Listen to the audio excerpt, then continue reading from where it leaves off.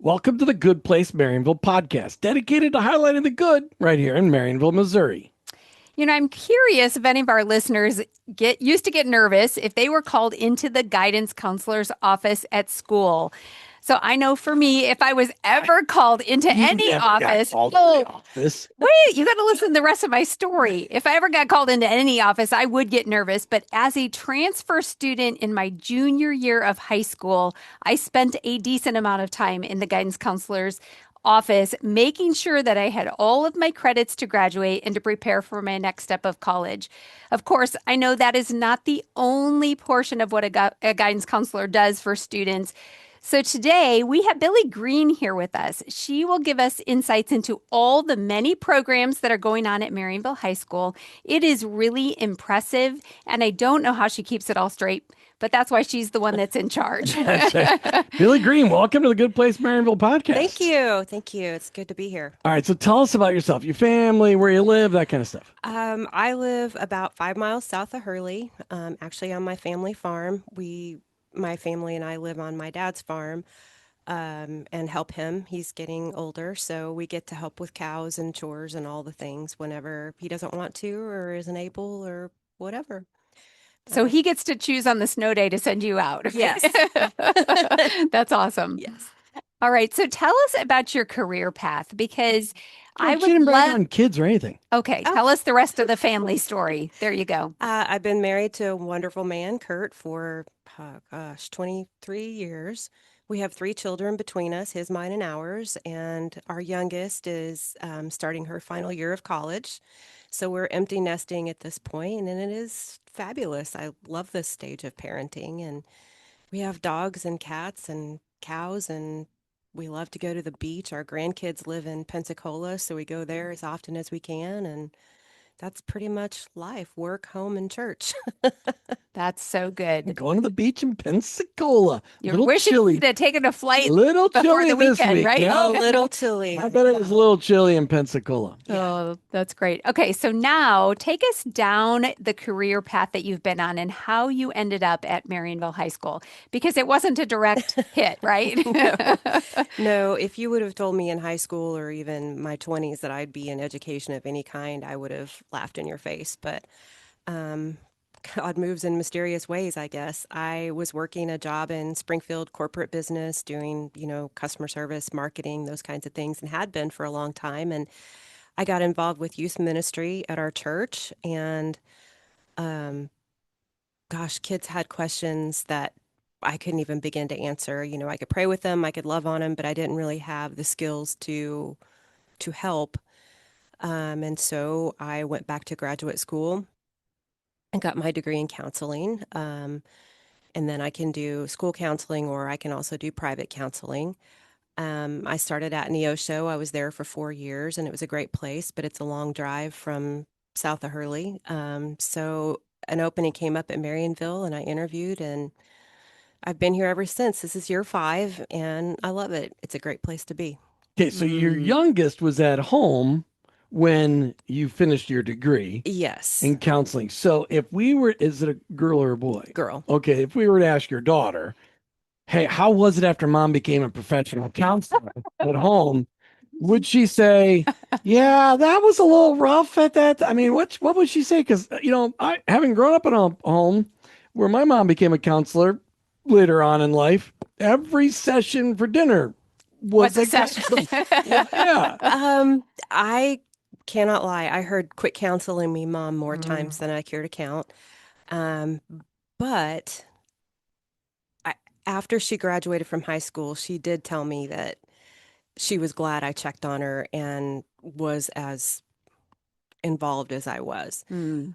So I think there's that balance there of mom versus counselor, and sometimes those overlap. And um, so it was challenging for sure, but we made it. So now your husband's stuck at home with the counselor. That's why he's out helping with the cows, That's right. doing all the things he's doing. Yes. Wonder why he keeps working out in the back 40s. Maybe. All right. So your title officially at Marionville High School. I'm the Marionville High School counselor. I'm also the McKinney-Vento liaison. I'm the building test coordinator. I am the registered youth apprenticeship coordinator, dual credit, dual enrollment, foster care point of contact. Wow. The list goes on. Yeah. So how do you, I mean, obviously you can't tell those things to when you introduce yourself to people, have to do 75 things. How do you describe yourself and your job to other people when they say, what do you do? I think my first and main priority is always to keep kids safe, keep them healthy mentally, find the resources that they need. But then after that, it's a whole lot of trying to find win-win solutions. What's the best solution for the student? What's the best thing for them versus, what's the best thing for the school or the teacher or whatever. So I try to build those relationships and then build bridges to make sure that we're coming out with win-win situations as often as possible. Mm.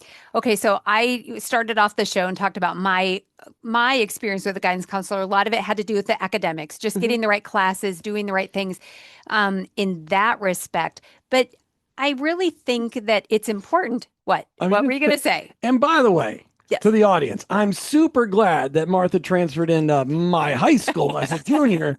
That's when we met. That's pretty much what put this all together all those Many years ago. years ago. Way- That's for sure. It's an amazing story. But I had to, my junior, senior year, I had to do double Englishes every semester in order to finish because I went from Illinois to South America to Minnesota. And so it was quite a journey. So I appreciated that role.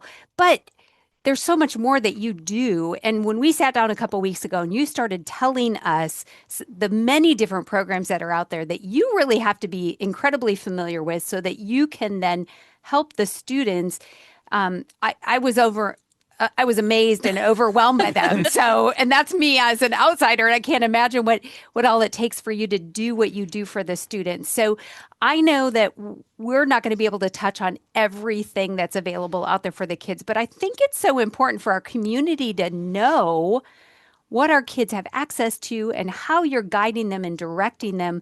And a lot of this does have to do maybe with the academic side, Sure. but you can interject whatever you want there because this is an opportunity for you to share with the community. Jim, you want to butt in? I don't think you should give Billy that option. You just said whatever you want to because Billy didn't want to be here today. Free for all. So. All right. Not that I didn't want to be Thank you here. for coming in on your snow day, Yeah. by the Oh, way. I know. Thank so you great. for having me. Thank you for having me. I just am more of a behind the scenes kind of person. It makes me nervous. Well, but you know what? I love what you're doing. Nobody believes that And now, so but- I know they're hearing you. So Sure. let's talk about some of the things that we know you're helping students with. So talk about the Flex program. What's that all about? Sure. The Flex program is something that's relatively new to Marionville. Well, I say new. They had it several years ago and it didn't work well, but we've tried to bring it back a little bit at a time.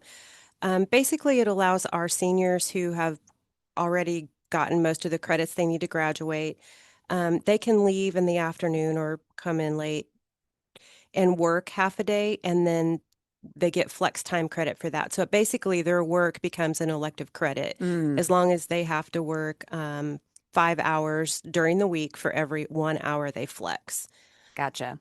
So it's a job opportunity for getting boots on the ground experience. It is. It is. And sometimes it's just the kids that need to work. We have a lot of kids in our district that truly need the income. So, if they've done well, they've got their credits, we allow them to leave and go to work. But it also is a way to get a foot in the door for hopefully a longer term career. Okay, so we know we have a lot of local businesses that watch this show.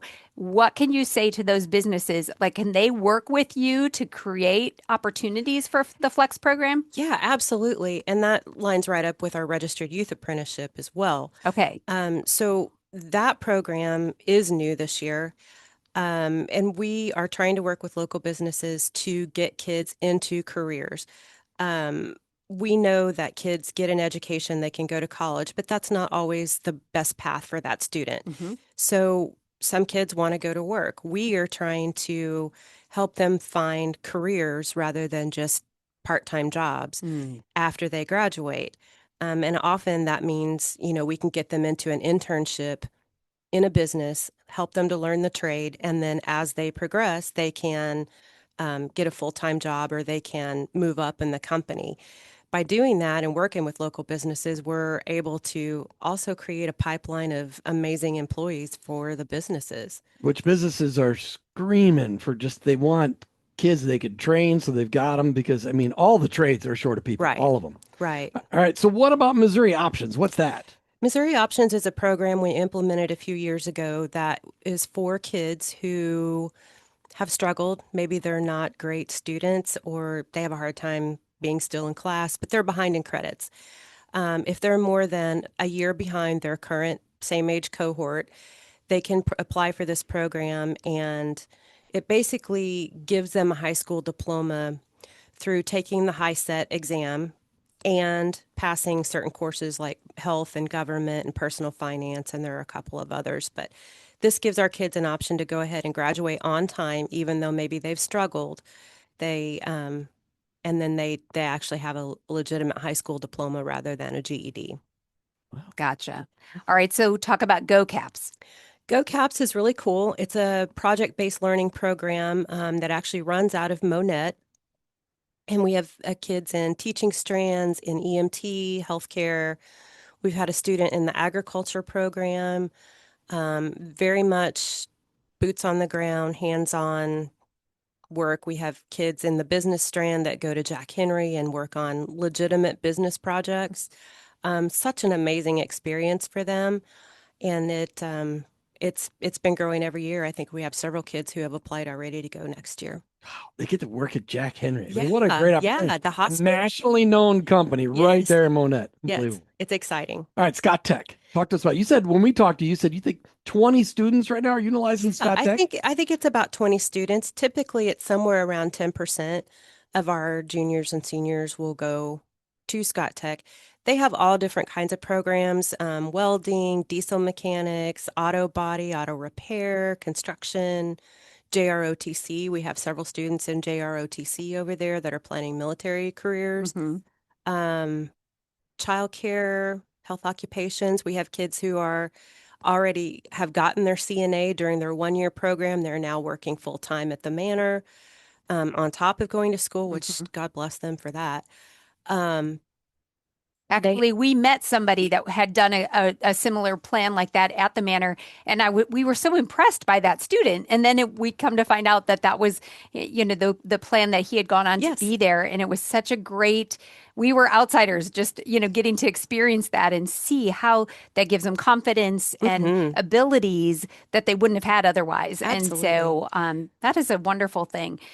So are there other things that now you did mention to us too that there is a college fair that you're going to take some students to and get them some exposure that way? Yes. Well, every fall we take our students to Monette to their college fair. Okay. It's huge. They have a couple hundred colleges and Wow. different. Yeah, I mean it's really big, and it's far bigger than anything that I could do on my own. So we just take our juniors over there, seniors, whoever wants to go, and let them look around, talk to different colleges. They can get information. They can sign up for information to be sent to them. It's really cool. And I bet you they get a lot of swag also. Lots of swag. Every college has their things that they want to give out and entice kids to go to. I just think it's so good to hear about these different things because we don't know how overwhelming it is for students. Number one, to be saying, okay, what am I going to do after high school? And I think it's also interesting for everybody to know the kind of the statistics you shared with us that we have about, what is it, 25% of the kids maybe go into 4-year college? How does that break down? Yeah, it's somewhere around 20% that wind up at a 4-year, about 20% that wind up at a 2-year college. And then the rest are either working or going to like a trade school, something like that. But imagine being able to get a leg up while you're even still in high school and learn those skills. Even I know I've talked to several people. It's like, well, I became a CNA very young. I haven't been using it lately, but boy, the skills Absolutely. and the experience there is amazing. So, Billy, how can the community come alongside you best to help support you and the students that you work with to try to dial in their specific learning programs? Oh man, we have such an amazing supportive community. They're always ready to help. So, Right now, I think with the things that I'm working on anyway, coming alongside with the Registered Youth Apprenticeship Program, part of what I would like to do with that is have business leaders come in, do sort of like a boot camp for our kids in different career fields and teach them about the skills that they need outside of necessarily what's taught in school, more soft skills. Showing up on time, staying off your cell phone, what are skills that you need for banking or for plumbing or for, whatever the field is, so that we can better prepare our kids for these careers that they're going into. That's so good. So I know that we will be in the near future having you come to one of our Marionville Business Connect Yes. meetings and talking directly with the business community that we've gathered together. And Is there any reason why she can't come this week? Just to well, yeah, everybody? because the Oh. interim police chief is coming this week, Okay. Mark Webb. I don't want to get still.